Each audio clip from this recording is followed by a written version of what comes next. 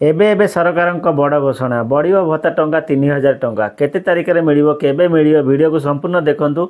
जदि आम channel new अच्छे ताले सब्सक्राइब करने को जमा भूलि आ वीडियो प्रथम गोटे लाइक कर दिंतु आपन सांगसाथी आ फैमिली मेम्बर को शेयर कर दिंतु जहाँकि फल से जानीपर बुझीपारे। आपण सामने नोटिस देखंतु 6/12/2024 भत्ता वृद्धि पदक्षेप श्री प्रदीप कुमार साहू लिखिंट चिठी लिखिंट सामाजिक सुरक्षा और भिन्नक्षम सशक्तिकरण मंत्री अनुग्रह करेंगे कि नूतन भाव वार्धक्य विकलांग विधवा भत्ता देवाई योजना करा जाउची कि सरकार घोषणा करथिबा समस्त 3000 टंका मिलिया व्यवस्था अच्छी कि केबे ठारू उक्त योजना राज्य में लागू होबो। ये चिठी लिखिते श्री प्रदीप कुमार साहू मान्यवर मंत्री पाखु चिठी लिखिं। चलतु मान्यवर मंत्री उत्तर कौन लिखिं जानिबा। सामाजिक सुरक्षा और भिन्नक्षम सशक्तिकरण राज्य में मधुबाबू भत्ता योजना जातीय सामाजिक सहायता कार्यक्रम अधीन यथाक्रमे 36,000, 75,008 और 20,000, 33,969 हिताधारक मानक भत्ता प्रदान करा जाउअछि। नूतन भाव वार्धक्य विकलांग विधवा भत्ता देवाई योजना अत्यावधि 4 दिन नहीं।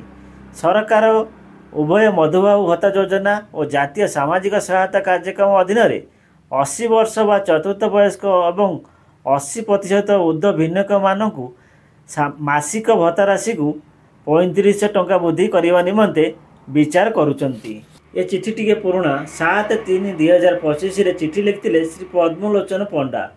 भत्तार परिमाण वृद्धि सामाजिक सुरक्षा और भिन्नक्षम सशक्तिकरण मंत्री अनुग्रह करेंगे कि राज्य में 60 वर्ष ऊर्ध्व असहाय वृद्ध बुधा वार्धक्य भत्ता विधवा भत्ता और भिन्नक्षम भत्ता पाइबापी आवेदन करी अपेक्षा कर सरकार जानिचंती कि जदि हाँ तेबे सेमान संख्या केते ता जिलादरी तालिका प्रदान करेंगे कि यही भत्तार परिमाण वृद्धि करने सरकार योजना अच्छी कि ये भी श्री पद्मलोचन पंडा भी से कंप्लेन करते चिठी लिखिते। श्री नित्यानंद गण ये कौन लिखिं जे राज्य में मोट 6,04,688 जन 60 वर्ष ऊर्ध्व असहाय वृद्ध बुधा वार्धक्य भत्ता विधवा भत्ता और भिन्नक्षम माने भिन्नक्षम भत्ता पाइबापी आवेदन करिसेंती।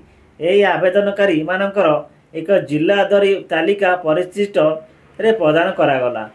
राज्य सरकार 2025 मसीहा जनवरी मास ठारू 80 वर्ष व चतुर्थ वयस्क वरिष्ठ नागरिक एवं 80% व चतुर्थ भिन्नक्षमता थिबा योग्य हिताधिकारी मानक मासिक भत्ता राशि को 3,500 टंका वृद्धि करिसेंती। निकटरे हिताधिकारी मानक मासिक भत्ता 500 रु 1000 टंका एवं 700 रु 1200 टंका वृद्धि करा जाउअछि। ओडिशा रे 3,000 टंका पेंशन मधुबाबू पेंशन योजना रे अंतर्गत दिया जाउछि। ए योजनार लक्ष्य होछि वृद्ध विकलांग विधवा और अन्य समाजर असहाय लोकंकु आर्थिक सहायता देवा। 3,000 टंका पेंशन केउ माने पाई परिबे। एही भत्ता मासिक भितर दिया जाए एवं मान्यता अनुसार यह 500, 700, 900 और विशेष मामला रे 3,000 टंका पर्यंत दिया जाए। 3,000 टंका पेंशन पाइबा योग्यता 3,000 टंका पेंशन साधारण भावे यही व्यक्ति माने पाती प्रिय नियत चिकित्सा दरकार थिबा गुरुतर बीमार थिबा व्यक्ति एड्स एवं कैंसर थिबा व्यक्ति 2 रे अति वृद्ध और असहायता व्यक्ति 3 रे विकलांगता लेवल अधिका थिबा व्यक्ति जो 80% रु अधिका थिबो 4 रे अनाथ बा सहायताहीन विधवा 5 रे केंद्र बा राज्य सरकार पक्षरु विशेष श्रेणी रे चिन्हट व्यक्ति माने।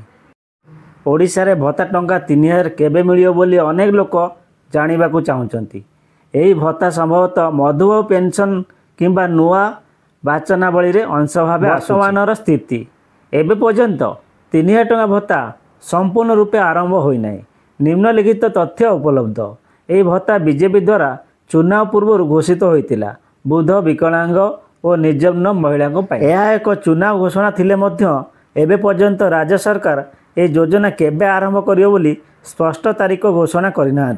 मधुबाबू पेंशन योजना ना वर्तमान भिन्न भिन्न श्रेणी अनुसार 500 रु 1000 पर्यंत मिल। आगामी अपेक्षा जदि नुआ सरकार यही घोषणा को रूपायन करने निष्पत्ति नेबे तेबे आसंता किछि मासरे यह आरंभ हेबो संभावना रही सेपटे आप निज अंचल बीडीओ किंबा ग्राम पंचायत ऑफिस रे जाए अधिक तथ्य नहीं पारिबे। ये तांकर फैसला शुणाई जे आपणकर बीडीओ बा ग्राम पंचायत ऑफिस रे जाइकरी तथ्य नहीं पारिबे। जदि आमर ए छोटिया इनफॉरमेशन आपको भल लगी था निश्चय लाइक शेयर सब्सक्राइब करा जमा भूलें।